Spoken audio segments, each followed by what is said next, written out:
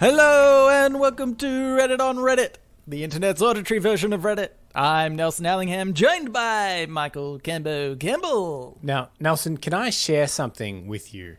And this is can't do it. Okay. Sorry. Well, that was the podcast. No, just a little podcast joke there. Imagine a podcast where we don't share anything. I think this is just dead air. Yeah, I think so. Can we be conversational and not share something? That is the question. Yeah, yeah. How was your day? Not telling you. Fair enough. You know, like accurate. Okay. I almost tripped you up. But it should be a goal. It's like a game show. Right. Try to have a conversation for an hour without sharing. You know what anything. it sounds like? It sounds like theatre sports, doesn't it? Yeah, it does too. Yeah. And for anyone that didn't do theatre sports in high school, congratulations on your girlfriend. Yeah, that's you've done quite well. For but I bet you don't know everybody's name in your class. It's true. Well, I'm not going to share it. I'm just going to state it. How's that? And do it. And I just want to know, everyone out there, this just pertains to me. It doesn't even necessarily pertain to you, Nelson. Just me. Okay. But sure. For the past several weeks, I've grown accustomed to viewing you in a certain setting. And now, in the past week, you've moved house and there's a new setting, and it's just taking me a while to adjust. But something I'm clocking right away is you've got a piece of artwork in the background with a nudie lady on it. Yeah. And I'm thinking, if that's going to be there permanently, and the longer we do these kind of Skype-style podcasts, I may become increasingly distracted. Yeah, or aroused. Really. I can be both. Yeah. But obviously, Nelson, I'd never share that. Would you like me to turn... You can sort of see it at the moment, but I have a debutante photo, or it's like a... What's it called in America? Formal? No. What's it called? I don't know, like prom. Yeah. Like a prom photo. Yeah. And that, I think, if you're getting aroused by the naked woman painting, that will kind of... The Deb photo will really kind of counterbalance that. But I think between you having like a debutante prom style photo in the background and my hair starting to kind of come down like this, we are becoming more and more over your eyes. Our like our 90s self. You know, It's like this. It's starting to go back to high school because I haven't had a haircut in a while, and I'm starting to get the hair curtains that were like big in like all of the teen dramas in the early 2000s. Yeah, that's right. We're just reverting to our... I think this is a midlife crisis, Campbell. We've just been forced into it. Yeah. It's gone off early, which doesn't bode well for our lifespan. Really? I'm looking forward to my midlife crisis, if in fact this is it. I'm saying if this is your midlife crisis... Because at the moment... Well, I haven't got that long to live. I know, I understand. That's fine, Camber. In fact, I imagine that if the shorter my life is, the more full I have lived it. So, fingers crossed I die tomorrow, pretty much. Just quickly, there's a headline, there's a tagline for 2020. Fingers crossed I die tomorrow. We should put that on a t-shirt. Do people want the t-shirt? 2020, fingers crossed I die tomorrow. and I'll get a picture of you with your fingers crossed looking hopeful. Yeah. But no, I'm looking forward to my midlife crisis because at the moment, I kind of just buy whatever I want. Yeah. Whenever I want. And so I'm really looking... Like, I don't understand what that looks like when I hit my midlife crisis and I do this, like, tenfold. Yeah. Like, I'll end up with a fighter jet or something and I'll be like, how did I even... I totally agree with you because we're the same. Like, we've both got disposable income. We've got no dependents, no children or anything like that.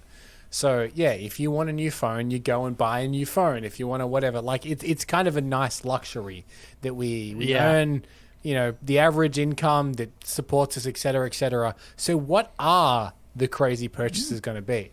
I think that's when the sports cars and stuff really start coming into it, isn't it? Yeah, I think so. I'm not even into cars though. No. See, I imagine like most guys, that's a stereotypical thing. You'd they're buy like, I've always wanted a Ferrari. You'd buy a now top I'll of the get it." line Tesla. Yeah, that's true. Just something to drive me out. Maybe I would. You know what? I'm gonna splurge on like a butler. I think that's what I want. Okay, so your midlife crisis is hiring some help. Yeah, exactly. I'd be like, man, I've been doing this my whole life. This stuff, taking out the garbage and vacuuming and whatnot. I like Get somebody how else to do that. I like how our midlife crisis are just doing ordinary things that someone that is quite moneyed would do.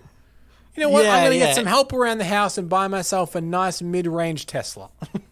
Yeah, exactly. All right, Camber, I think we should get into Reddit on Reddit. This first Reddit on Reddit is by Chazbrad. And it was in the subreddit Crazy Ideas. One of our favorites. It's kind of becoming the start of the podcast, really. It's Occasionally, just like, hey, what was on the subreddit Crazy Ideas? Eventually, this podcast will just have to change its names to Crazy Ideas. Crazy Ideas and Other Stuff on Reddit is what we'll call this podcast. So this one says, instead of handing over a baton in the Olympic relay sprints, the runners must hand over a baguette. This must be completely eaten before the final runner finishes the final lap. You know, here's where I think that this would be most interesting. Because obviously running, eating, trying to do that, very funny. You can get some great stuff out of that. But yeah. I think what it really comes down to is I want the runner. Say you're runner number one, right? And you start the baguette and then you hand it off. I want you to have to run again. Because the harder bit is to then eat and then stop, let it digest a little, and then run again.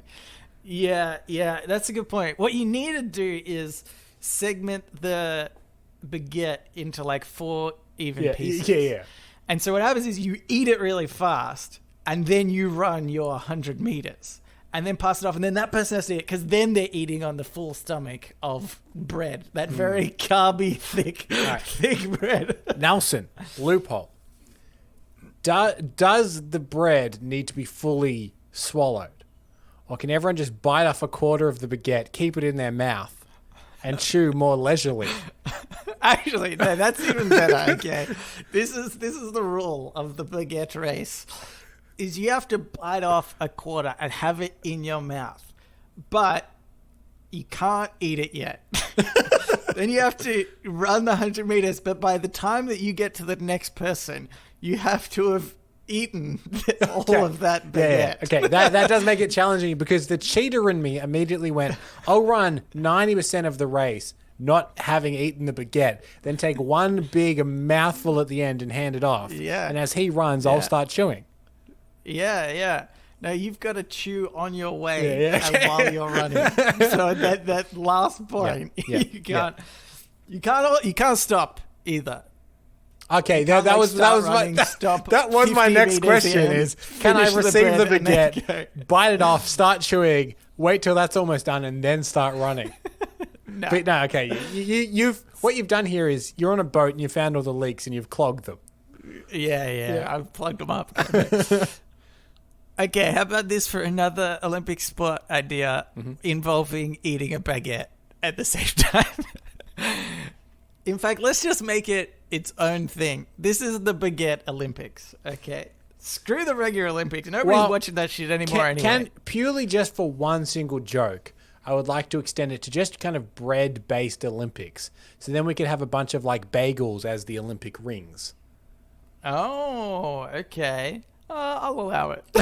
No, you know what? It's still going to be called the Baguette Olympics, but the rings will be bagels. And people will be like... And the rule is, you can't ask why. Yeah. If you ask why, you're disqualified from the Baguette Olympics. And it's because we know why. It's because the Baguette Olympics is a thing. Yeah. But we need the bagels because they're... We need to do the rings. Everybody knows the reason for it. You're just not allowed to ask any further than that. Good. Okay. Taekwondo. But you have to eat the baguette first. Yep.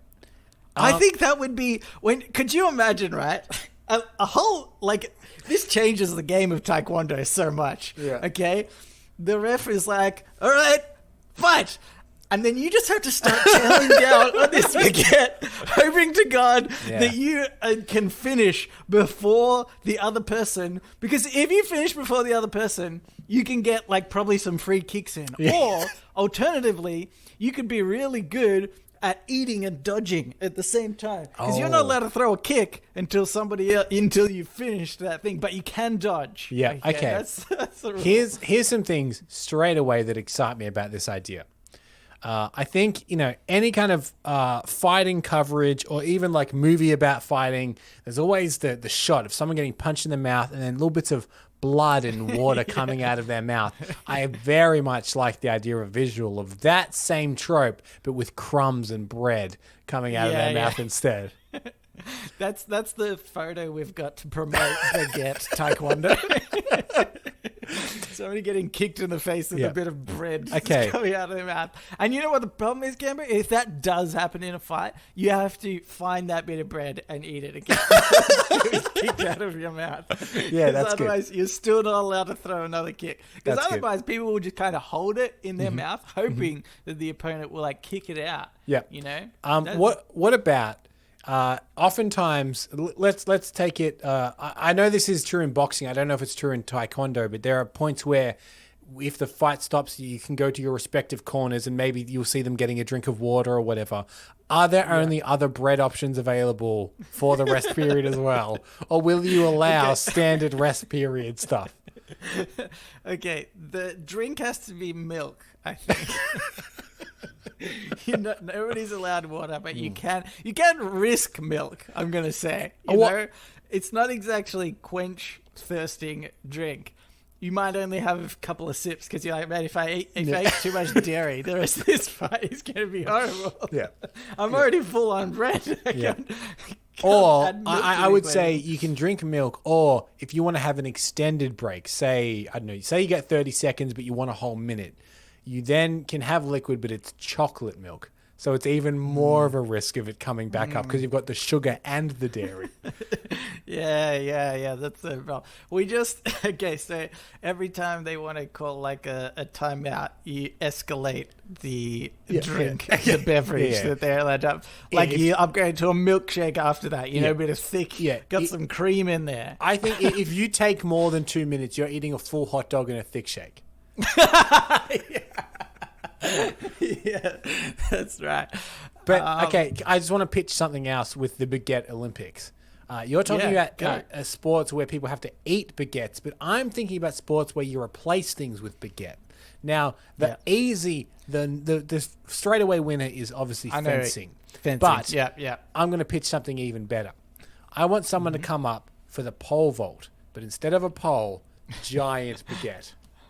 And they say, and then they may say to you, how am I going to get any leverage with this baguette to get over the thing? And we say, well, that's the challenge. I don't think you understand baguette pole vaulting, you fucking idiot. If it was easy, it wouldn't be an Olympic sport. The thing would be, right, just like how there's car racing, and a lot of it is dependent on the manufacturer and what they put in, the technology that they put into the car and the amount of money they spend on this technology. Baguette pole vaulting would become the same thing, and you'd get like world-class bakers being like, okay, we need a baguette that's firm, but also it can bend. And I think part of it would be like you create a baguette in a certain way, but then you let it sit out for a bit, so it's ever so slightly stale. Mm-hmm.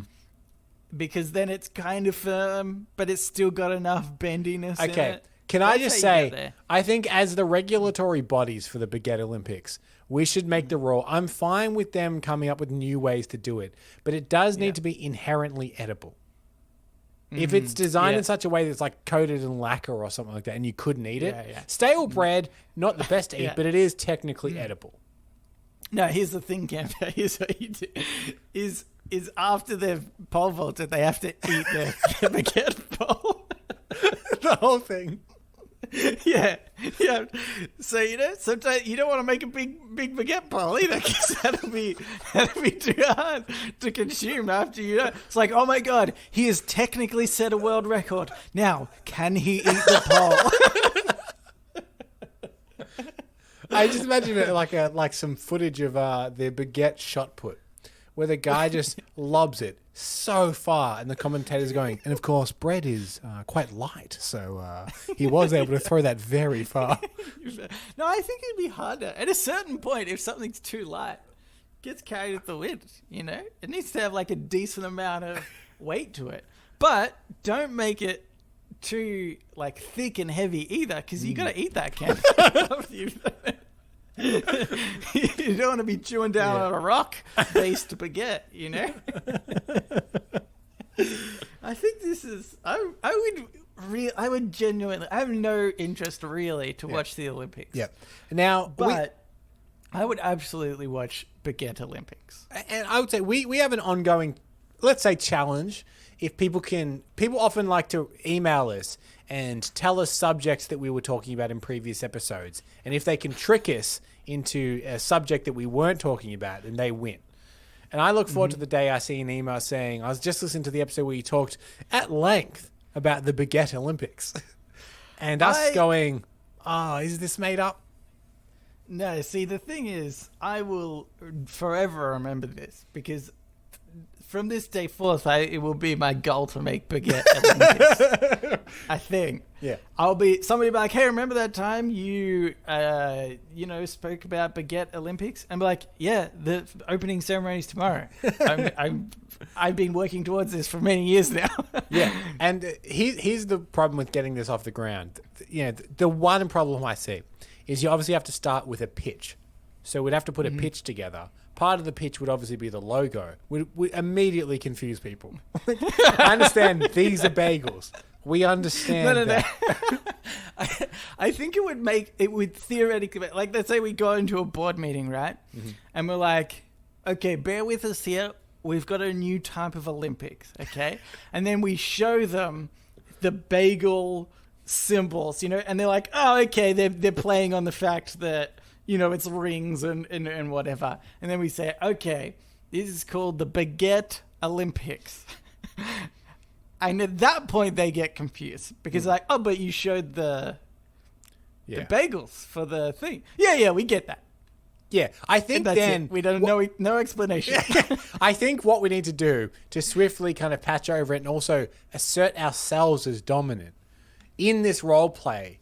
Say you were to say, oh, but you said Baguette Olympics, but they're bagels. We go, yeah, keep up.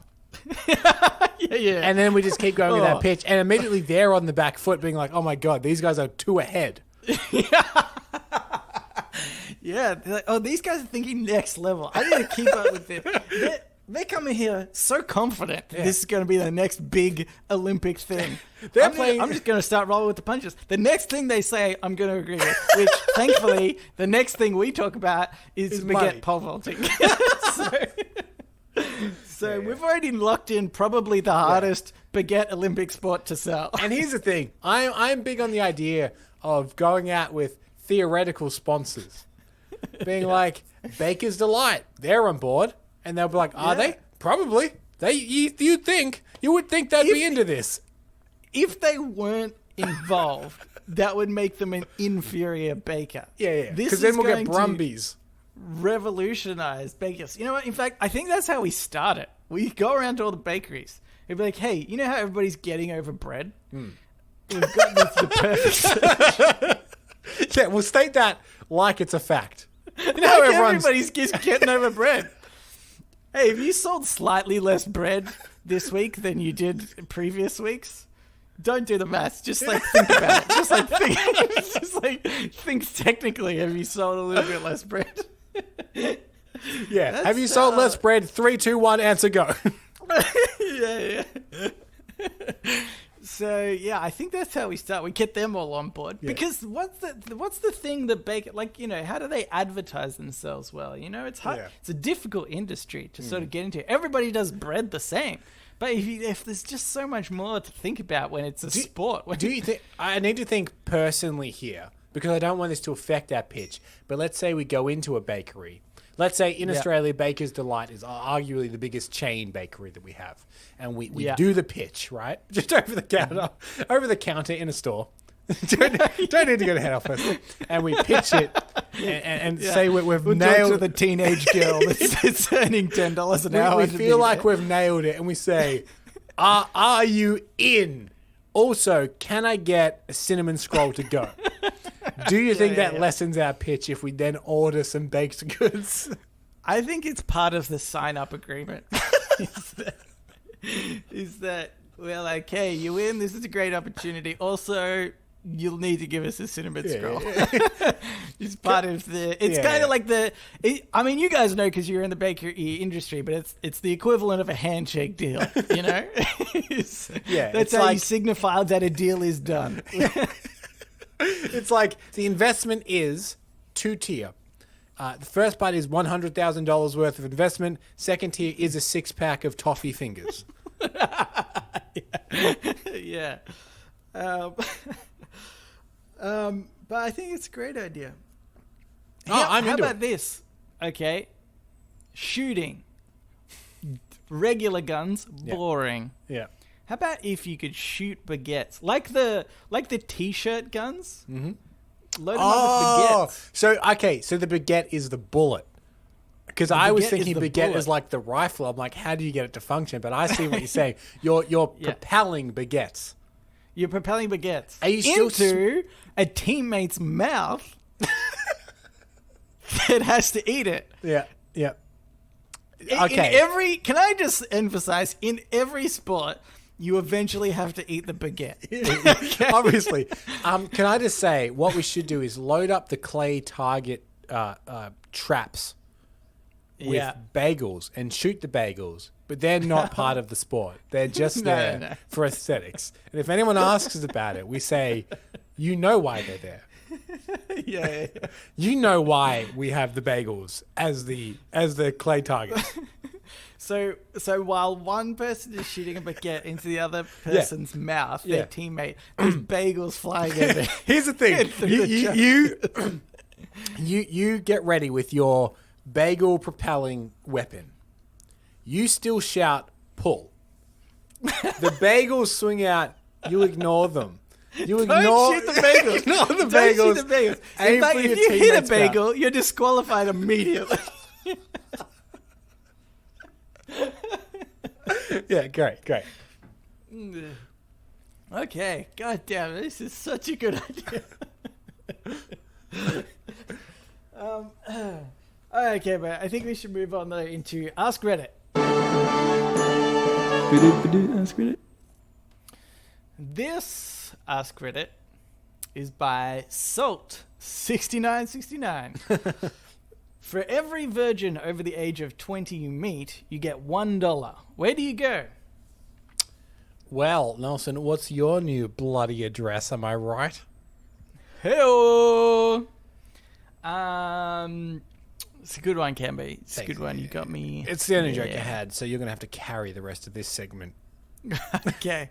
I want to talk about bagels again, if I'm going to be honest with you. You know what? I reckon the Bagel Olympics might be the place to go for a bunch of virgins. For some reason, just in general, I get the idea that bakers are virgins. Well, here's the thing, right? Like, the Olympic Village is notorious for being absolutely rife with sex.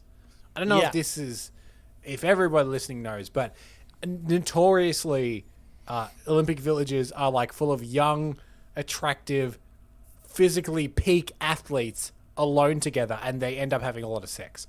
I don't think the same will be true of the Baguette Olympics village. Everything's going to be full of carbs. Nobody wants to have sex after that. Everyone's too full. If it wasn't for the last name Baker, I would just imagine all bakers have never had sex. They don't have time. It doesn't seem like a desirable. Like, I just imagine a kind of fat dude that's like, shoveling bread into a oven all day. I don't imagine them to be that desirable. Here's the logistical reason for this, Nelson, is a lot of times, and I don't want to say every time, but a lot of times sex is like a fun late night activity. But bakers, they're going to bed early because they got to get up at 3 a.m. Yeah, so they're not awake for the fun, sexy nighttime activities. Yeah. They have one day a lifetime in which they procreate. That's how the bakers are born. Yeah. That one day. They're bred on that one day.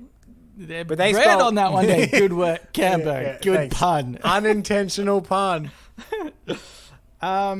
Okay, no, seriously. What crowd is the most virgin-like? You would just surely... Well, I mean... I would say that the concept of incels has increased over the last few years. Yeah. Surely there's some kind of convention at this point. Yeah, that's true. Which is insane. Those people are just totally nuts. We could be kings. We could walk through and be like, none, hey, we've had sex with up to 4 women. Thank you very much. Yeah. Please, autographs at the back. Do you know what I've realized? And this is, for some reason, it's starting to become a theme, as I think we spoke about it last week, which is catching pedophiles. But let's say you went to a Wiggles concert and you just meet all the kids. You're like, oh, well, here's a couple $100. Yeah. But then you meet a kid and you don't get that buck. You're like, oh, check his parents. Check his parents.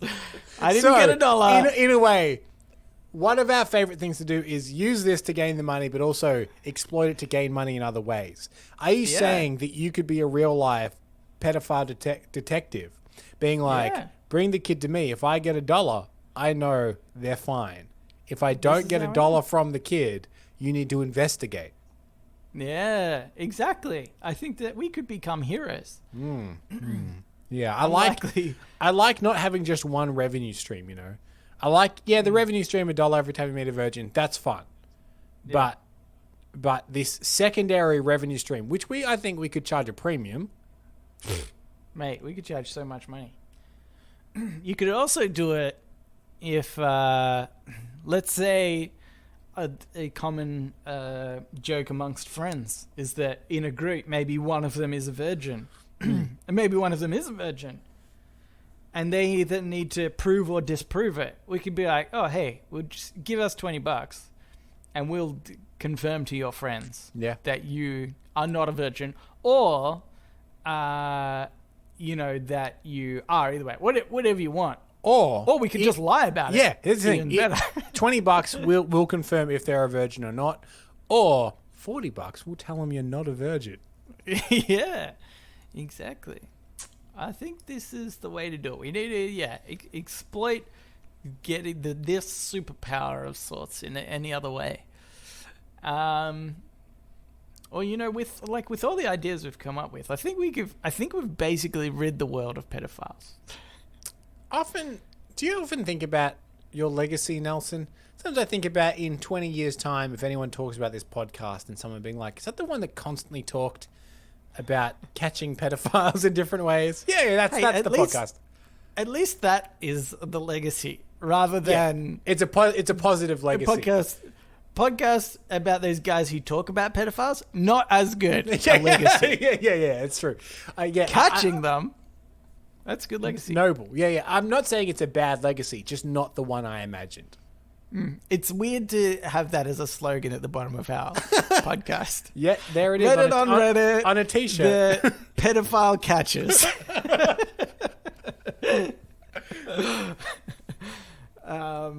Fine. Cambo, I will carry this on my shoulders by myself if you won't. No, I'm happy to do it. I'm just saying it's a surprising legacy. That's all I was saying.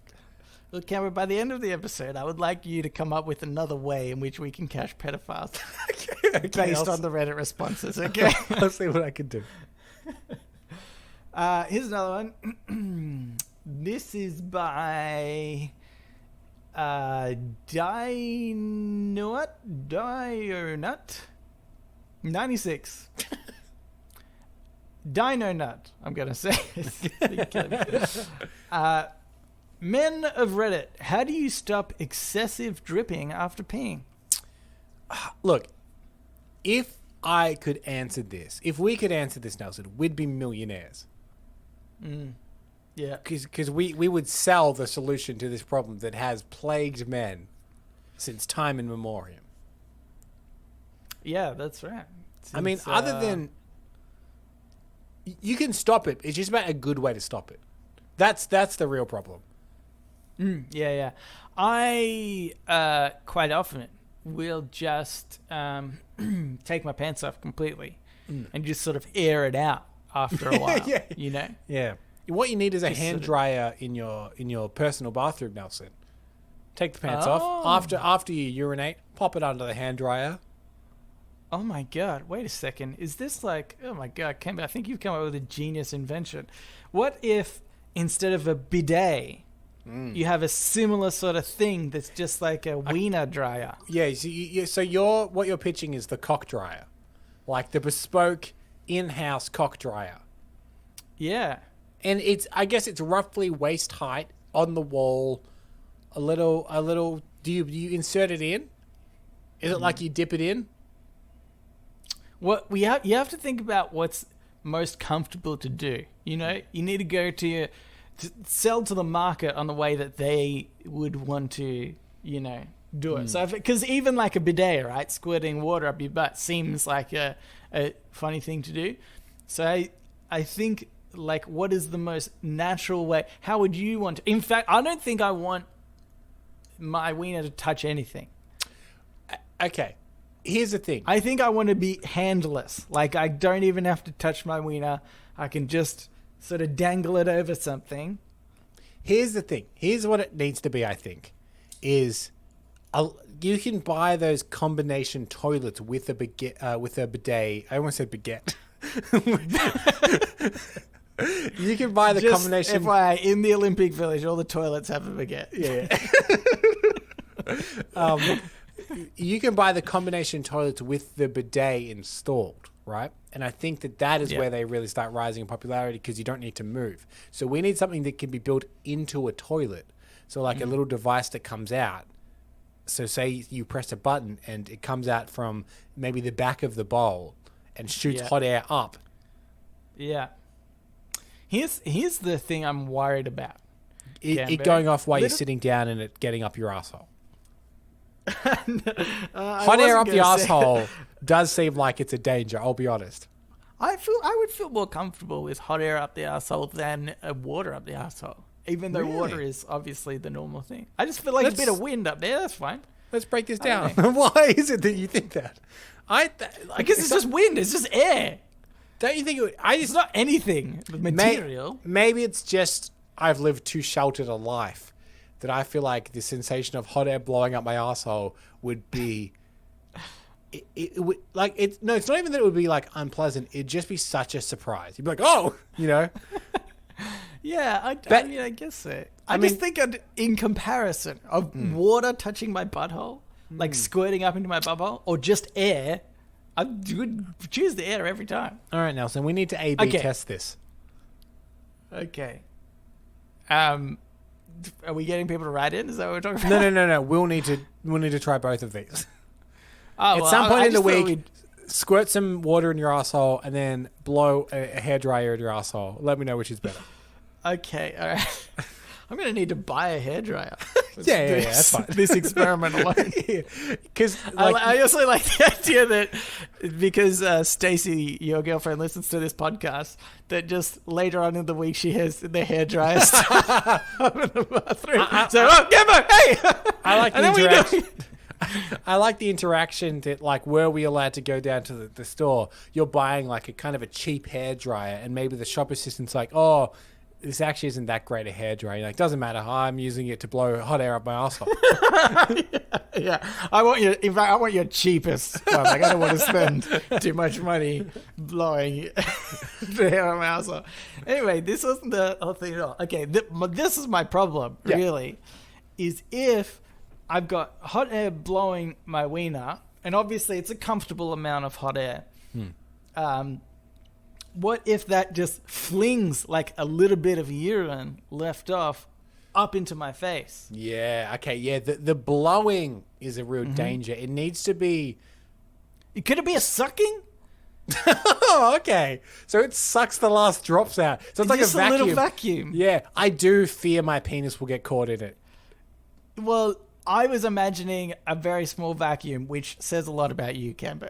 Yeah. I've got a tiny penis. That's my point. Oh, okay. Yeah. I'm not thinking like, or maybe, I don't know. Well, no. But see, I'm not talking about getting the entire...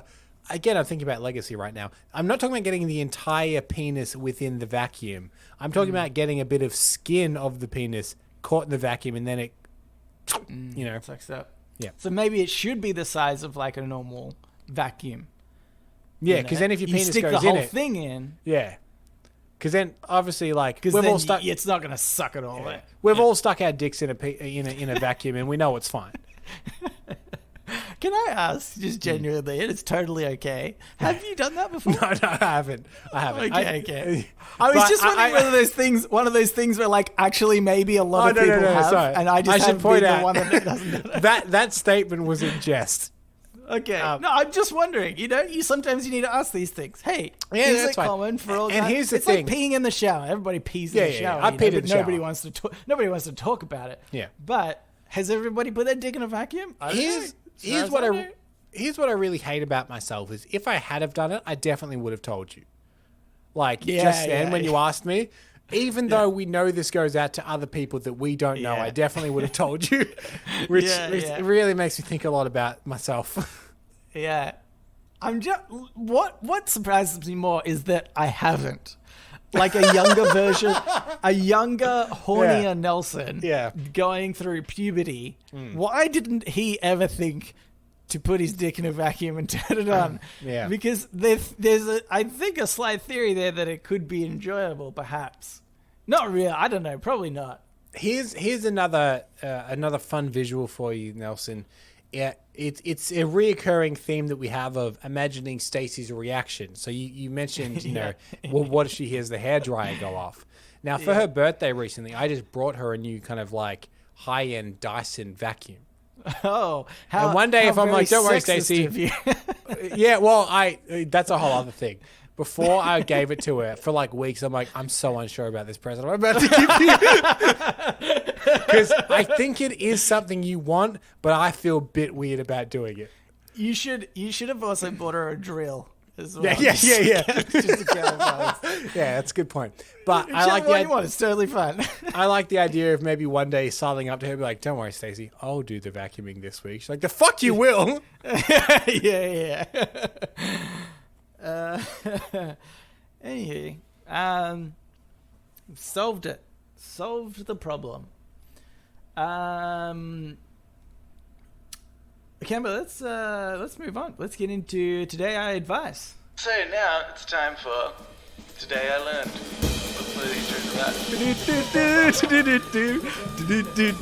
Today I Learned. And also sometimes advice. This advice is cross-posted to us by Just Judging Reddit, but is originally by the Mum Loves Them. My 13-year-old daughter got invited to a birthday party this weekend. The girl told her today that it was cancelled. I found out it's not cancelled. They're just excluding her. Okay. Delicate. Yeah, delicate. What a dick move. Okay, here's the thing, is what I think initially. Primary school, I didn't necessarily invite every kid. And I think that's acceptable. Sometimes, friends get... I know in primary school there's a thing of like, you should kind of invite everybody in your class if you've invited most of them because, kids can be mean. So, as a parent, you might encourage your child to do that more. But you know what? Some kids, fuck them. They're dicks or something, I don't want... Because there's the other end, like, well, what if it's the bully? Nobody invites the bully around. I don't want the bully at my party. Yeah, okay. So I think it's okay to not invite somebody. But inviting them and then uninviting them, that's a dick move. This is what I would do if I was this mother. Yeah. I would say to the daughter, look, the party's not happening, but go hang out with your dad for a while. I need to go out, right? And then I would go to the party without my child, right? mill around, talk to the other parents. Where's your child? Which child is yours? Until I come across the one parent that says, oh, I don't have a child here. I've caught a pedophile. Cameron, you've done it. You've done it. Oh my God. I thought you were going to fail miserably at that task, but you've come through pretty It's our well. legacy, Nelson. I can't fail.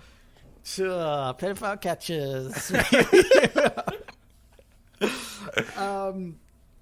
Oh, it's so genius, Cameron. But then also, they'd be like, "Oh, my kid's not here," and then you'd be like, "Ha, caught you, pedophile," and they're like, "Oh, where's your kid?" Yeah, and then I run away. My kid's not here either. I run away, thus implicating myself way more than I ever would have. Yeah. Okay, good work, Cameron. Good work. But otherwise, dick move for these people. I think. How about you just can you go anyway? Presumably you've got the address and stuff. How ballsy is that of a move? Because at an older age, I think I'd be comfortable with this. Is almost like a fuck you. Like I'm gonna make your birthday party as uncomfortable as possible because we both know that you lied to me. But as a child, I don't know. Here's the problem. We only have we can't base this off personal experience. So I'm going to have to base this off what I've understood from movies, which is that young girls are quite mean. So I would be very hesitant to gate crash a young teen girl's birthday party because I feel like movies have told me they'll definitely be very mean about that. But aren't they already being mean? Yeah, but not to your face. Would you prefer meanness to your face, or would you prefer to live ignorantly, being like, I wonder if they're being mean? See, I see this as like, I wonder if they're being mean. Yeah, that seems like a very comfortable mental state to be in. It's like Schrodinger's cat. Like, you don't know, they're being mean and not being mean at the same time. But if you go to the party, that cat is dead. Yeah, that's true. Yeah, I mean, your paranoia would be off the charts. I feel that every time someone listens to this show, by the way. Yeah, like, they listen to the show, I'm like, oh, are they being mean about us? Or who knows? It's true. This show has not done well for our mental health. But I see this as more of a like, I'm going to bully the bully in a way, in a psychological torture kind of way. Yeah. I'm going to, how annoying would it be? Okay, you're the bully, let's say, Cameron. I know it's not hard to put those shoes on because you have in fact been a bully your entire life. Yeah. But,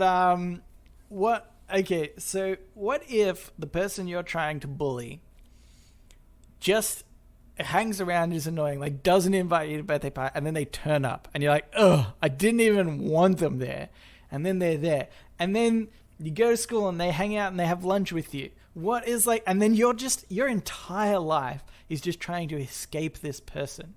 I feel like you've then won as the bully, as a form of psychological torture.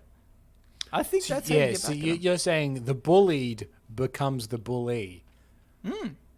I will say this, and these young people, they're going through puberty, so they're a little unsure of themselves. That takes a supreme amount of confidence to do this, I think. I wish I could live my teen years again without all the hormones raging through my body. Yeah. So I feel like the world would not know what hit them when I come in and I'm just so carefree about what I say and how I act. That would just be. In fact, I think that you would just be the king of the school. If any one child was just like, I'm just going to do what I want and say what I want, I think that person wins life. What you want is you want to occupy the body of 15-year-old Nelson again, but with the confidence of a 30-year-old Nelson. Yeah, exactly. Yeah. Which obviously have still got insecurities, and if they found out enough, they'd be like... I would say, like, just as an example, we're both insecure that we're the one with the annoying laugh. What if the police said, Oh, what an annoying laugh. I'd be like, trying not to cry. You found my one weakness. The veil just immediately drops. You run out crying. Yeah. I hate school. Why did I come back? But yeah, I mean, in fact, if anything, Billy Madison taught us the lesson of just sort of being confident in your own person in school. Billy Madison taught us many lessons, didn't it? This is just one of them. Yeah. The other, O'Doyle's rule. Yeah. That's the number one that I meant. If I've ever met an O'Doyle, I'm like, man, you rule. And the peeing your pants is cool. Oh no, Camber! Nah, that was a red herring. You didn't think. God damn it! 15 years I've been doing that. Yeah. I'm not going to stop now, am I? It explains a lot. Yeah. You know, now that I've seen you peeing your pants a lot of times, it explains that that's where it's come from. Yeah. Yeah. But yeah. Right. Don't stop now. I mean, it's your thing. Yeah. It's my side legacy. Yeah, we call you Michael Campbell. There's two things we knew about Campbell. It's like I just imagine like maybe I'm being eulogized and someone goes, "There's two things we knew about Michael Campbell. One, he caught pedophiles, and two, he peed in his pants." Yeah. His favorite movie, of course, Billy Madison. And then you just hear the whole crowd go, like they've only just put it together. And I feel like Billy Madison is a real Venn diagram of pedophiles and peeing pants kind of entertainment. It's very close, very close. Okay, should we move on? We're nearing the 50-minute mark. Yeah, that's always the time where I'm like, do we move to shower thoughts or do we? I don't know. All right, fine, let's move to shower thoughts, Cambo, because of your just disappointment. Shower thoughts, shower thoughts, shower thoughts, shower thoughts. This shower thought was cross-posted to us by Just Judging Reddit, but it was originally by Ray32. If you were to kill every single person on Earth, you wouldn't go to jail. So, I would say then, is this a last resort for someone that has maybe committed a crime of passion, and then they're like, oh my God, if they catch me, I'm going to jail. How do I get out of this? The last resort is, well, kill everybody on Earth. This is the ultimate loophole, I think. I would say, even if you killed half the people on Earth, I doubt anyone will be brave enough to try and put you in jail. Yeah, that is true. And really all you need to do is kill every person that knows specifically about your case. Yeah. Well, that you've killed. Like, so first of all, kill somebody. Step one, kill somebody. Yeah. Start there. Ideally, the step 2 and 3 and 4 and 5 or whatever is take precautions to not get caught after, killing. But should you get caught, kill the cop who is investigating. He's probably got a team. Kill that team of people. Have they submitted the court case to a judge yet? Kill them. Has the family of the people you murdered been told about you murdering their family member? Kill them. You're only, I reckon, max, you have to kill 100 people. I think, obviously it might then expand out a little bit and the family of the cops found out that you killed it. Kill them as well, obviously. Yeah. You just need to keep killing sort of around this circle, I would say the advantage you have with this system is I would think that the coronavirus reporting framework would actually help you, because you could kill in the same fashion to be like, who have you come in contact with in the last 14 days? And how were you in contact with them? I need their information. And then you kill them and you kill them. And then eventually you get to the point where you're like, I feel like this bubble of infection, if you will, of knowledge of my crime is dead. Yeah. Last person to kill is yourself, obviously. Obviously, you really need to make sure that no one finds out. You can't let anyone know. That's a way to get away with not going to jail with just one death, I guess. Yeah, it's actually much easier to do it that way, now that I think about it. Here's the thing. If you kill somebody, kill yourself. And as we always say in 2020, I hope tomorrow I wake up dead. Okay, here's another one. This is by Krishna. For some reason, anything we like to watch suddenly becomes 100 times cringier when our parents are around. Or just any viral video is less interesting when you show it to a friend for some reason. Yeah, not even just parents, I think. It's just like friends in general. When you really like something and you want somebody else to like it, I think, and then you instantly realize, oh, actually, you need to be like in the same frame of mind I was when I watched it the first time. So much goes into this. Yeah. I think a great one is, or maybe it's like the fact that people sometimes need to naturally appreciate like the same TV show or something that you watch. Like, for example, if you say to somebody, oh man, Rick and Morty, great TV show. You need to watch it. Like, it's so funny. It's really good. And then you sit down and you watch it with them. There's like a higher expectation. So every like tiny joke, you know, you're like on edge about, like, oh, do they find it funny? And some things, you know, it's like in Rick and Morty or any probably TV show, there might be like a joke that doesn't really land or kind of lame or whatever. And it's always those ones that you're like, oh man, that's not really, like, don't think about that joke as much. Yeah. Other funnier stuff later on. I feel like as well, like a lot of this just comes down to expectation as well. Like so many of the things that I really enjoy. In fact, I am probably guilty of perpetuating this to a lot of people because I always say that one of my favorite TV shows is Barry, right? I quite like the TV show Barry. But I saw that when I was bored out of my skull on a plane. Yeah. So my expectations couldn't have been lower. I just wanted something to fill the gap. So then it pleasantly surprised me. And I was like, oh, wow, this is really entertaining. But then when you really, really hype that up and shove it in front of someone with the expectations up there, it's never going to get as high, is it? Yeah, exactly. Do you know what I realized is one that I kind of feel is Peep Show? I never really got into Peep Show, but you quite liked it. And I still sort of appreciate it because I kind of like those guys. But I'm just definitely not as into it that I think you are. And I think it was, you know, a little bit about expectation. You're like, oh, it's so weird. You know, it's shot in kind of a first-person view. And it's got that awkward British comedy, which I do like. Like, I enjoyed the UK Office for that kind of same reason. But there was just something about it, I think, where it was like recommended to me, and there was this bridge that I still haven't been able to like cross because of that. It's like the difference between I found that one night on like late night ABC here in Australia, and I remember like it took me 2 or 3 episodes because it was on before something else I watched. I don't remember what it was, so I'd always just kind of catch it before this other thing was on.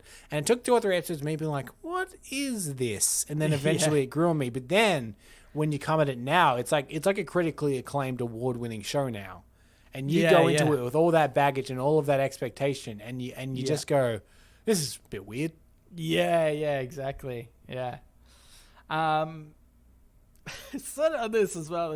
This reminded me of a story. I don't know if I've told this on the podcast before, but I had this really funny moment once where this is more along the lines of people walking in on the wrong moment. One that I'll tell you how this like came up eventually. I was sick from school one day, probably half-assed sick, I think. And then that night at dinner, my mum, my dad brought up something about the fact that like, I wasn't really sick or something like that.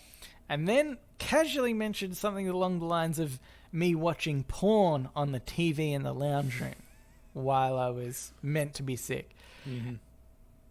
And the reason for this is because earlier that day, my mum walked in while I was just in the lounge room, lying on the couch, watching Team America. Now, I don't know if you've ever seen, if listeners have ever seen Team America, but it's puppets with really like this sort of really over-the-top, stupid comedy created by the South Park creators, I think is right, yeah. and there's this like ludicrous sex scene with these two dolls, and they're in like crazy sex maneuvers, and like it's just ridiculous. It's meant to be over the top and stupid and funny. Yeah, like because the whole thing is like a weird, thinly veiled Thunderbirds parody, and there is a sex scene which is already ridiculous enough. But the joke is that it goes for so long and to such an extreme that it makes you quite uncomfortable watching marionette puppets have sex. Yeah. And so what happened was my mum walked in at this exact scene. And she was obviously took one quick look at it and was like, whoa, don't want to really watch that. But she still like had the conversation with me and was like, what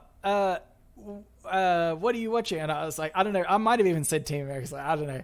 And then she was like, whose is it? And I said, it's my brother Steven's, because it was.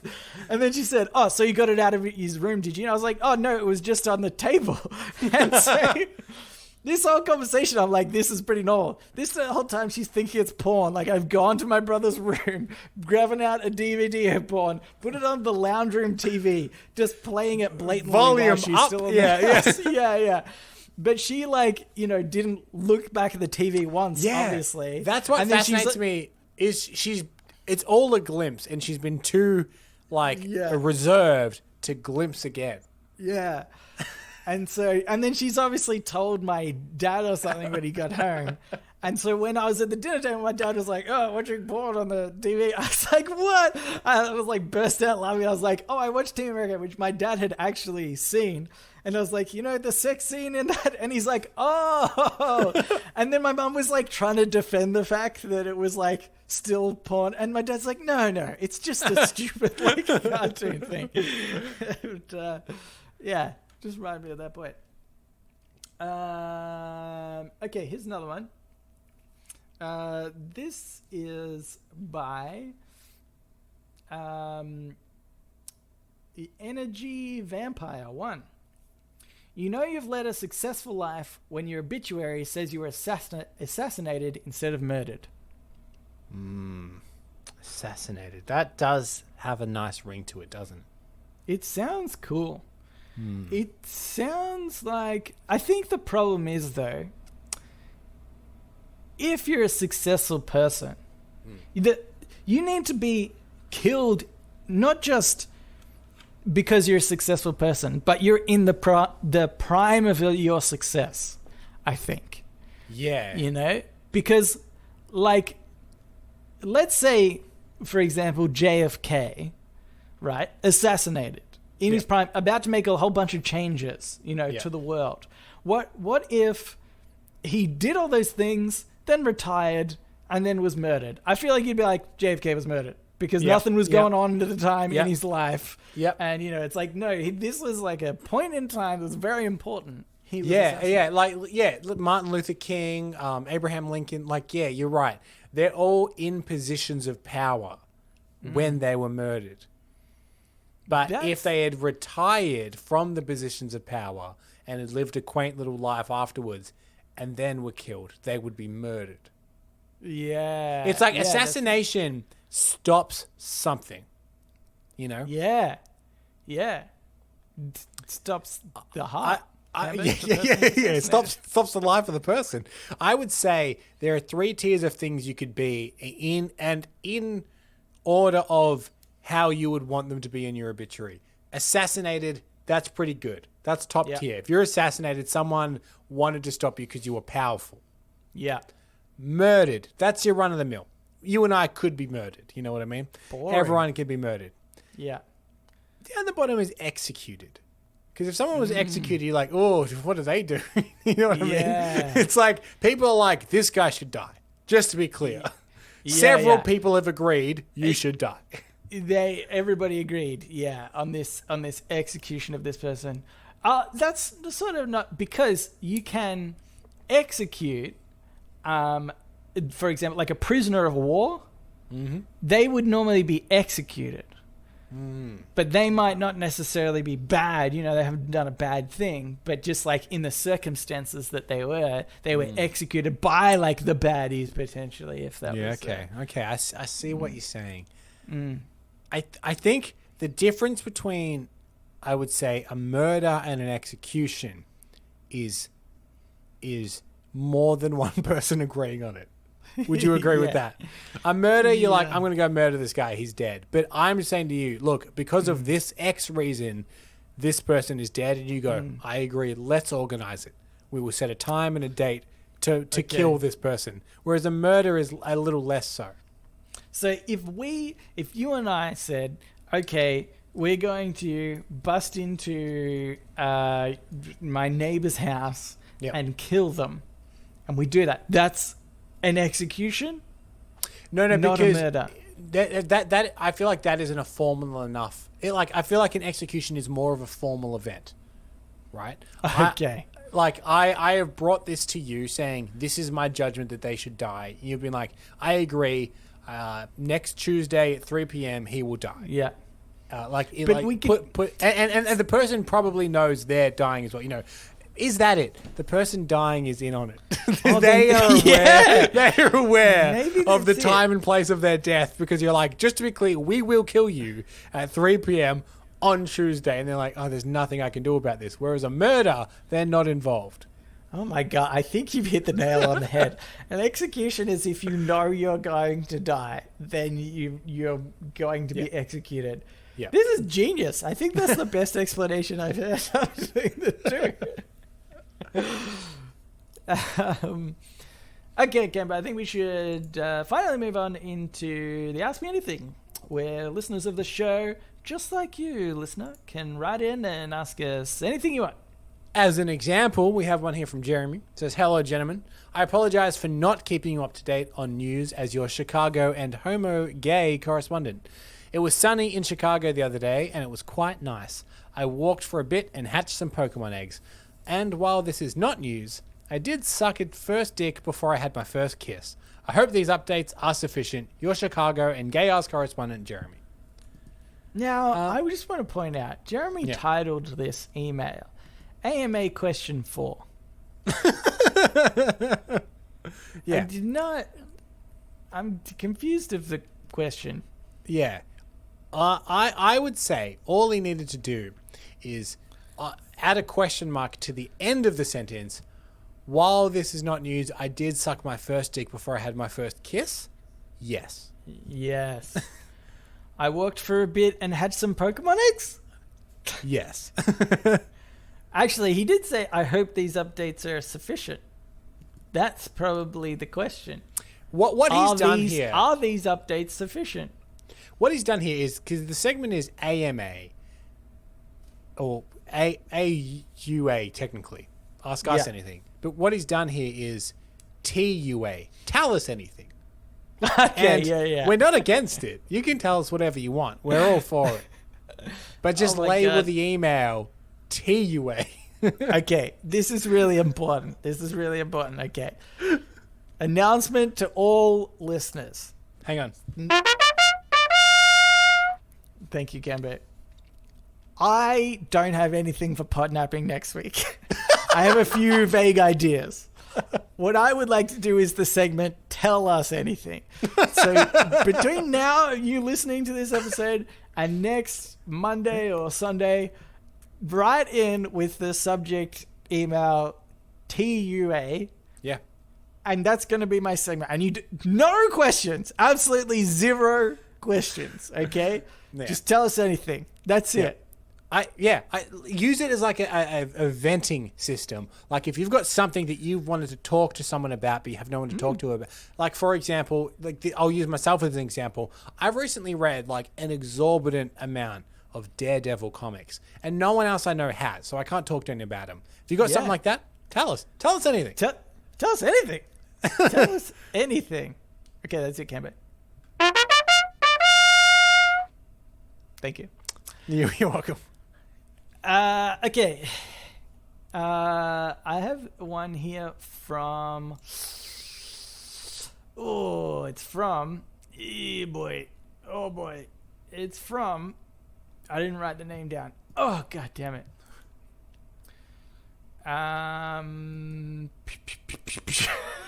Which is going to be a problem for... Oh, okay, I've got it. It's by Rasmus Winterhag. Oh, that's a good name as well. Yes, and they said, Dit beter at jag kan skriva med mitt språk och Nelson kommer första exakt vad jag säger och han ska läsa detta på podden. Ochen fråga. Varför har ni inte svarat på mina mejl som jag efterfrågat i verandan? Oh, verandan is how I should have. Yeah. Because it was a question. There was a question mark at the end. Mm-hmm. Now, here's a loophole. This is exploited. We've never specified what language to ask us a question. It's that's true. But I am cultured enough, Camber, that I can answer any question in any language. Go ahead. So I'm going to say, I don't think we've received any other emails from you. Okay. Which I'm pretty sure that answers the question. What were you going to say? What were you going to say, Camber? Here's the thing, Nelson, is it is directed at you because it does clearly have the word Nelson. But nowhere do I see the word Cambo. So I don't know if this is for me to answer. But here's my answer. Here's my answer is I think it was episode 181. Right. Okay. Well, Camber, obviously you're uncultured, so I will translate this for you because I definitely know. It just starts like this. This means that I can write with my language and Nelson will understand exactly what I'm saying and he should read this on the podcast. And the question, why have you not responded to my emails that I requested in every single one? Ooh, there might be some translation issues. I'm sort of doing like a rough translation from but you're doing the translation. Swedish to English. Yeah. Obviously, I'm doing the translation myself. I don't doubt you for a second. Yeah. But I don't quite understand the question, which is why I thought that maybe they accidentally emailed the Robert. He said, why have you not responded to my emails that I requested in every single one? I think he's implying that he said. Yeah, what I'm saying is we did. It was episode 181. Oh, I'm sorry. You did answer the question correctly. Okay. I'm not a fool, Nelson. Yeah. Okay. Do you want me to read the next one? Sorry, not the next one down, but the last one. Sure. Yeah, sorry. So this one starts with "Hello, gentlemen." So do you think it's supposed to be maybe a little bit British, or is that an impersonation? Hello, gentlemen. G'day. Yeah. Or is that supposed to be how Australians sound? Today, I write my question is: if you guys' favourite appetizer foods reproduced together, what horrible monstrosity would come out of it then? And then your favourite drinks, then main course foods, then side foods. Oh, the last topic is desserts. And that will finish this beastly banquet. That is all, gentlemen. Only Nelson. Good luck with this awful assignment. Yours sincerely, Horton Flight. How was that? That was pretty good. I liked that. Yeah. Oh, I feel like PS. you're about to pickpocket me on the street. Yeah. No, London. Also, there's a PS. Before you cry about me getting Discord, Cambo, my old ass computer doesn't support Discord. So take that. My insult will remain where they are. Yeah, that's fine. Yeah, fair enough. Just if you don't have Discord, just insult Cambo when you can. Where and whenever you can. As Nelson pointed out, I've been a bully my whole life, so I've got it coming. Yeah, exactly. This is just some karma coming back your way. So this is a mashup of favorite appetizers, favorite drinks, favorite main courses, and favorite desserts. What would they combined become? Okay, mine would be appetizer. I feel like my appetizer has been, once I enjoy quite a lot, is spring rolls. I like a good vegetarian spring roll in particular. There's something about the meat ones that aren't as good. Nelson, we could work together on this. What if I said my favorite appetizer is iceberg lettuce? Oh my God, this is perfect. We just need somebody to say that their favorite appetizer is Vietnamese mint, and then we're covered. and hoisin sauce. Spring rolls are good. What is my favorite appetizer? I don't know if I have a particular Do you classify party pies as an appetizer? No, that's my main. Obviously, that's my main. Also. Yeah. And it could be your appetizer as well. That's a good point. That's it. Why not have it for all three courses? Yeah. I guess I need to lean towards maybe things that I've had more, because I'm when it comes to appetizers, I think that I'm very much like whatever the mood is, that's fine. I don't have one that I'm like, this is the one I always have to go for. Yeah. So like, say you're out having Italian, maybe you go a garlic bread. But say you're out like I don't know, like I quite like, you know, barbecuing, like American style barbecue and stuff. So that's kind of more like cornbread. Let's say cornbread, actually. Cornbread was something I had semi-recently, and I always enjoy it. I know that you really love cornbread, but I just for some reason, like, I find it really bland. I don't know if I'm crazy or something, but I just find it like a bland taste. Like, it doesn't have a flavor. I don't think so. I think that the older I get, the more boring my taste has become. Okay. So, like, I find that I have now prefer really plain things. I think you tried this before? Cardboard. yeah. Like, I think that even whenever we make homemade pizzas or whatever, I think much to the chagrin of Stacey, I'm always like, I just want a real simple pizza. I just want cheese, like tomato, cheese, bit of herb, maybe a meat. Depends how I feel. Like, I just always want the most basic, boring version of whatever.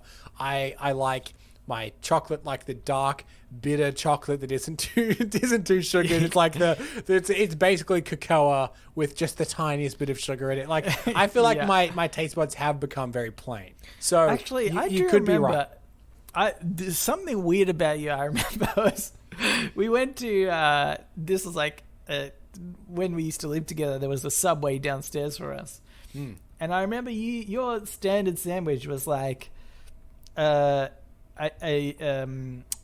salami and like cheese and sauce. I was like, man, that's nothing.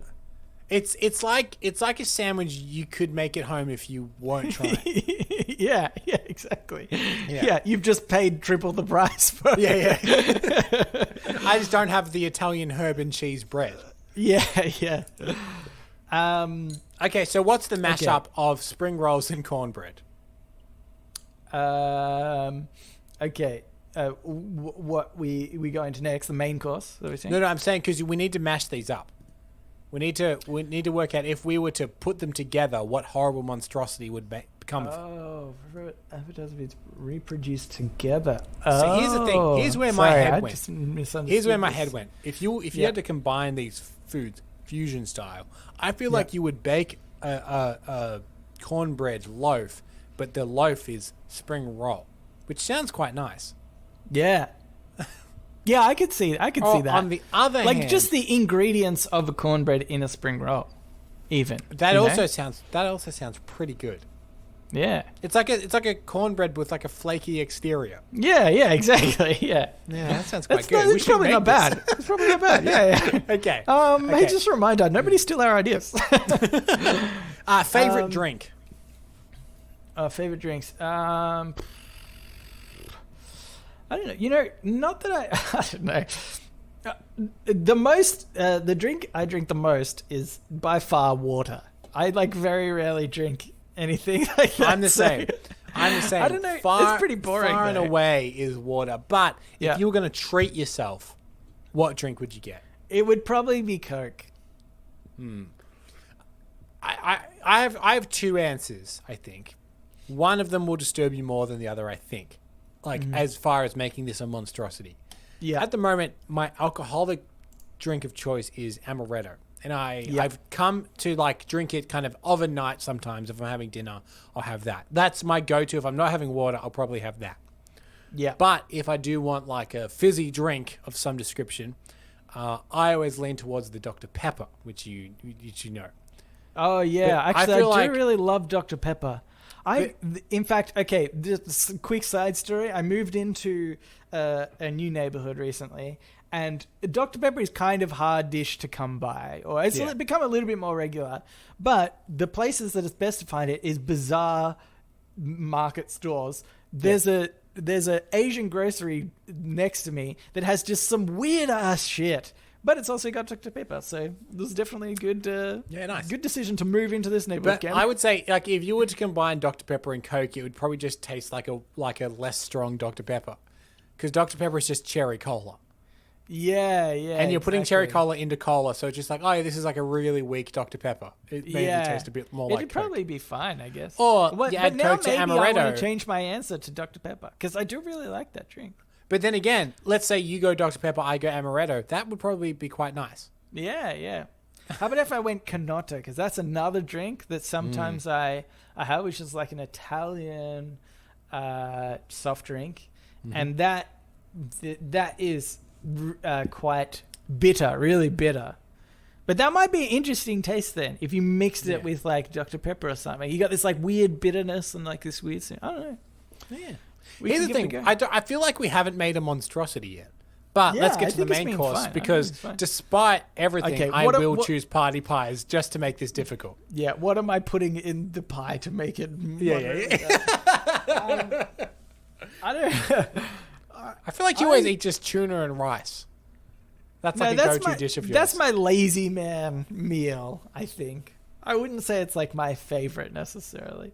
It was definitely not my favorite. It's just it's literally like, oh man, I haven't thought about dinner tonight and it's like 8 p.m. I better just cook some rice and put tuna in it. That's basically it.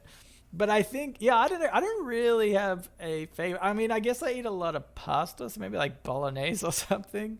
So what you're saying is we bite into the party pie, but it's full of spaghetti. It's full of spaghetti. I'm not going to lie, Nelson. I'm into it. I think that might be okay. If it's like, I actually like the idea of it's that gravy sort of meat pie mixture as well, with a bit of bolognese sauce and spaghetti. I think that's okay. Here's what I'm imagining is it's the evolution of, I don't know how international this is. I know it's definitely a thing in Australia, like the jaffle, right? The toasted sandwich. Yeah. With spaghetti inside. Yeah. Right, like I feel like that's the cheap dad meal that he would make when he didn't want to cook. It's the canned spaghetti as well, which is just the fucking worst. It's so bad. But like that is, as a mashup, it works, and I don't think it's totally different to then putting that in the pastry of a pie. You know what I mean? Yeah. I actually think the pastry of a pie might suit it better. So again, I think we've accidentally not made a monstrosity. Yeah, we're okay. We're fine. We're too in sync. Dessert. Okay. Now you're not much of a sweet tooth. Not really, but I'll say technically I think my dessert of choice would be a pavlova. Okay, pavlova. Yeah. Yep. Here's the thing. I am a dessert man, but I would probably just choose like plain Jane, surprising, chocolate. Like, just give me a couple of squares of chocolate. You know what I mean? Mm-hmm. Again, stick that in a pavlova. Wonderful. Actually, I don't think I would like that. Because I don't really like sweet foods. So I think that... You like... Pavlova is just sugar. What do you mean you don't like sweet food so you have pavlova? Yeah, but it's not pavlova is nothing but sugar. Sugar that's solidified into some kind of weird icing with extra sugary fruit put in. But, well, it's the fruit component, I think, that makes a big difference of, like, there's, like, something, you know, I don't know, natural about that. But it's really light, you know? Like, pavlova is really fluffy. Like, you can have one slice and it's, like, only a few grams in weight. But, like, if you have, like, I don't know, a chocolate mud cake or something, it's, like, dense. That's, like, really dense, sugary stuff. So there's a lot of sugar still. But what if the fruit on the pavlova, say, like, one of the common ones is, like, strawberry, but chocolate-dipped strawberry? Yeah. Well, I think I could do that. Yeah. We've come to a crossroads, like an agreement, where neither of us is completely satisfied, but it'll work for both. Yeah, we've made a compromise. It'll be fine. I mean, you could take the chocolate off your strawberry if you really wanted to just have chocolate. I mean, I wouldn't kick a pavlova out of bed, Nelson. I'm just saying, my preferred is plain chocolate. Yeah. All right, we got one last one here. They said, first of all, to answer your question, CN is not as cool of a nickname as I hoped for. But I suppose this is what you get when you roll the metaphorical dice of coolness. I've got a small game for you so that you don't both accidentally read it. I'm attaching the contents of the game in a PDF. I'm hoping you're not so unprepared as to download it during the episode whilst reading this. The game is simple. 12 facts about the podcast. Separate the fact from the fiction. How well do you know your podcast? Yours sincerely and admittedly, slightly regrettably, CN. We will admit this email was before CN. We gave that the spelling should be SEEEN. So they've been spelling it correctly. They're way more impressed now with CN being their nickname. Over in the Discord, CN won't stop saying it's the coolest nickname. I've got the best nickname. Cool. I love it. You guys don't have a cool nickname like mine. And he's always going, you guys, you get my gender right all the time. Well done. Things like this. This is stuff that CN's always saying. He does say that quite often. Okay, so I've got it here, Canberra. You're going to have to be the test. I'm not sure if CN intended for us to both kind of do this quiz at the one time, but the answers are right underneath the question. So just reading it is hard for me to like. So it's hard for you to read the question and not see the answer. Yeah. So anyway, I'm going to read the question and you answer it. You're answering for the both of us, so don't screw this up. And it's about this podcast, which you know I know nothing about. And it's only true or false, Cameron. You have a 50-50 chance. Okay. Question number 1. You spoke about Fortnite for almost 10 minutes in episode 25. Oh, that's early. That's like 2015, 16. Was Fortnite that long ago?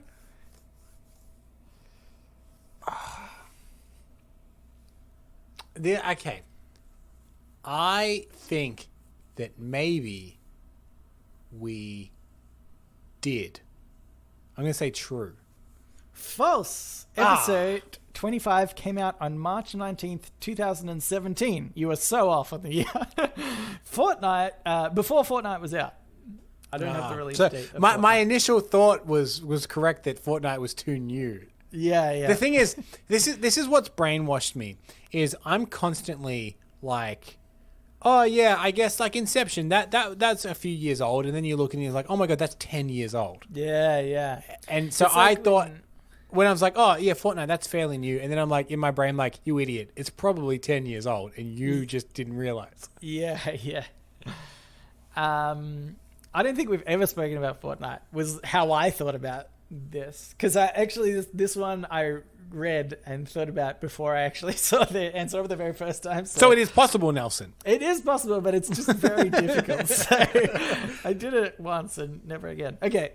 Number 2, there is an episode called Cigarettes Are 10% Ignorance. Okay. So we do name our episodes weird shit. Actually, can I tell you something that I've thought about our naming conventions? Yeah.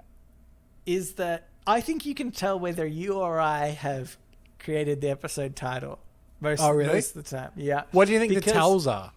I think the tells are, yours are very like to the point. Like last week's episode, drunk episode. If I was to title it, I would have called it Drunkisode or whatever the first thing we talked about it was, which I think was Boy Man. I would have titled it one of those two things. Right. Mine, I realized are more like ambiguous, but yours are like, this is like what Nelson. This is what we did. This is what we talked about. Nelson, I'm a plain guy. You know this about me. Yeah. No, I just noticed it one day. I was like, I'm going to title this episode "A Discussion About the Baguette Olympics." Yeah. Brackets. Roughly 10 minutes. Yeah. Anyway, sorry. Yes. What do you think? So what was the name of the episode? Cigarettes are 10%. 10% ignorance. Oh, yeah, I feel like that was maybe a joke about a filter on a cigarette. Yeah. False. This is a quote generated by InspiroBot. I don't know what Inspired Bot is, but I actually love this idea. And maybe, oh wait, don't steal this, Cambo, but this is maybe a future podnapping segment of mine, where we get random quotes like cigarettes at 10% ignorance, and we have to discuss what that is about. Okay. yeah, great. So far, I'm 100% ignorant of the contents of this show. Yes, that is true. Can I just say also, one of the episode titles that I am most proud of is there was one called, I don't know what episode number it was, but it was, the title reads as Jail Time, more like Jail Time. But I used the old English way of spelling jail, which is Gaol, for the second jail. So if you pronounce it phonetically, it sounds like jail time, more like gay old time. Because we spoke about in the episode how going to jail was actually like good and fun or whatever. I was so happy with that title. That just to be clear, my piece of was the title of the episode that entire explanation? It was. It was called... so people understood the joke. yeah. And talking of off-putting episode titles, I do believe episode 2 is called Shoot the Kids. Yeah, Shoot the Kids. Yeah. Okay. Question number 3. One episode is slightly less than half an hour long. Well, we did have the half episode. How long was the half episode? I don't know if we can do that short. I reckon it was like 35 minutes or 40 minutes instead. So I'm going to say false. It's true. Oh, God damn it! The interview with PME a Tits Girl was less than a half an hour long. It felt so long. I'm still so disappointed with that. I almost want to take it off, to be honest. But we've mentioned it so many times now in other episodes that we can't take it off. It's part of the show lore now. We can't really remove it. Okay, question 4. There is an episode called Penetrate Her Nostrils. God, this is harder than I thought. Because it is the kind of thing we would name an episode. Penetrate her nostrils. I'm going to say true. Yeah. Episode 42. I think I do vaguely remember it was just, about a scent. I think maybe that was a quote in the Reddit thing. It was the fragrance was meant to penetrate her nostrils. I don't know. Anyway. Question 5. Searching Reddit on Google Images shows your podcast as the first image. Oh, that would be good. I know that we do come up top in a few searches when you search Reddit on Reddit specifically, rather than I'm going to say true, because we're on quite a few platforms. Yes, true. Even though all you did was add text to the Reddit logo. Yes, we did. That's how they mentioned that. And can I say, just quickly, for anyone that thinks that our logo is a bit boring, we had a previous logo, and ever since we switched it, we've tricked so many people into listening. Yeah, suckers. it like our old one, it had the Reddit logo in it, but it was like kind of green and blue and had all this text everywhere and whatnot. Like it looked like a different thing. But now we have tricked quite a few people into thinking that we are more official than we are. Yep. Here's another one. Question number 6. There is an episode called Try Not to Dream About Drug Abuse. It sort of does sound like something that we can talk about, don't you think? No, it does. It doesn't ring a bell, which doesn't actually give me any indication of whether or not it's true or not. But I will say that if this isn't the name of an episode, we should maybe outsource naming of episodes. Yeah. Because CN is quite good at it. Yeah, exactly. I'm going to say false. Yeah. Also generated by the artificial intelligence InspiroBot. Yeah. See, again, this is going to be my podnapping thing. Is it something where we are... This podcast is the equivalent to a robot spitting jargon on the internet? It's pretty close. It's pretty close. The fact that we can't determine it.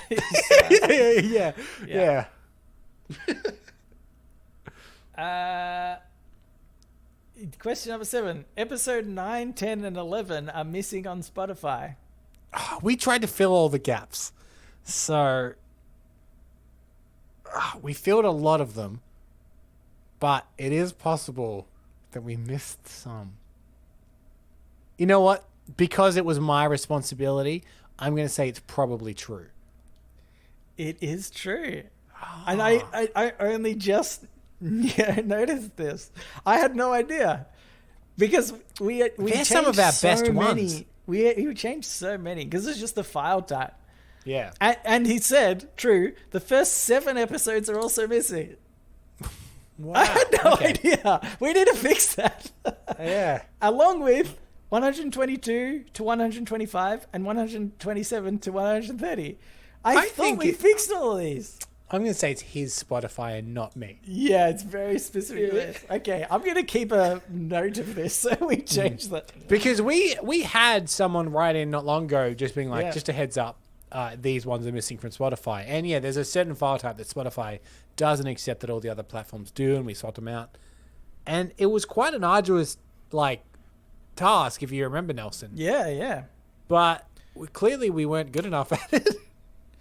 Maybe we should blame that first listener that wrote in because they didn't catch all of them. That's it. What are we going to do? Check? No. Don't think so. Okay. That's kind of funny. Okay, episode 8. Episode 100... episode 8. Question 8. Episode 112 was the first time we see podnapping referred to as podnapping. This one's hard. Yeah, that was a Cousin Rowan episode, if I remember correctly. Yeah. And it's also where I did the scream. That's where that scream comes from. Oh my God, I'm being podnapped. Yeah. Which makes no sense. No, it makes perfect sense. It's like the bagels in the Baguette Olympics. Yeah. You know why. You know why. Yeah. Episode 108. Ah, God. What? No. Is that what we said? Episode 108? 112. 112. Okay, I wasn't that far off. Roughly 2 years ago. I'm gonna say yes. True. False. 107 was the first episode. I can't believe we've been doing it for that long. Oh my, actually. Oh my God! I guessed 108 incorrectly, you and I was closer. I was like, did you accidentally look at this and then still get the number right? Anyway, okay. Question 9: the announcement bugle, racerback tank top, is available in 2 colors. Yeah, maybe. Look, that site auto generates a lot of stuff. Yeah. So I would say I know the T-shirt's available in 16 colors. I reckon it's more than 2. I'm going to say false. I reckon it's more than 2. It's true. Black and dark blue. Oh. I thought there would be more colors as well. But thanks for the plug, CN. Yeah. They're still available. Yeah, exactly. They're not sold out. They're still available if you think you can get one. Plenty more. People, don't be worried about buying those shirts. Okay, there's an episode called Children Are in Africa Without Podcasts. I think it's false. It's true. Oh my God. I remember this one as well. I remember the title. Do you? What's the context of this title? I think it was about that we were talking about how, parents would say when you're younger, oh, there's children in Africa without food. And we're like, well, that doesn't make sense really because they're not going to get this food or something, something like that. And that's under the context of you didn't finish your meal. So you should be grateful for what you have. And then for one way or another, it ended up being. You don't need to draw. You don't need to draw the line between A and B, Nelson. I can imagine it's getting there. Yeah. Again, it's like the bagel thing. So you know why. Question 11. One episode is slightly more than 2 hours long. We're normally around an hour. So this would be difficult. That would be surprising for us to go an additional hour on top of that. What's the longest episode we've ever done? That's really, I think, the question. Yeah. Is the longest episode over 2 hours? Because I would say definitely. I don't think it is. I'm going to say false. Yes. Wait. We got real close with Bill, didn't we? I think that might have been the longest, maybe. Yeah. I'm not sure. Anyway, I feel like that was just under.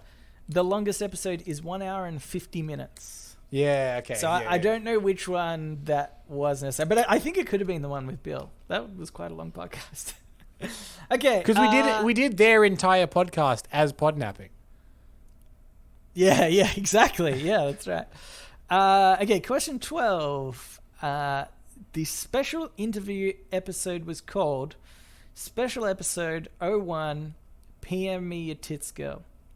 With like underscores in between the name. That sounds about right. Yeah. Like as far as I remember like numbering it like there would be more. And I remember his name being in the title, so I'm going to say true. False. There are 2 zeros, 001, which I find very optimistic that you thought it would reach 100 plus episodes.